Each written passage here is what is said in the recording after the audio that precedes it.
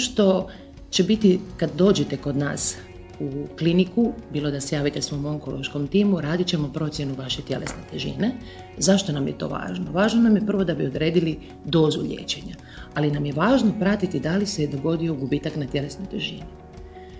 Jako je važno, ako se dogodi gubitak na tjelesnoj težini, moramo imati na umu da nismo izgubili masne stanice, nego gubimo mišićne stanice, zbog toga se može javiti umor. Ali iz tog razloga, uz uravnoteženu prehranu moći ćete dobiti nekakve enteralne pripravke, to su tekuće, koncentrirane hranjive tvari koje mogu doprinijeti što bolje kontroli vaše bolesti i očuvanju naravno vaše tjelesne težine.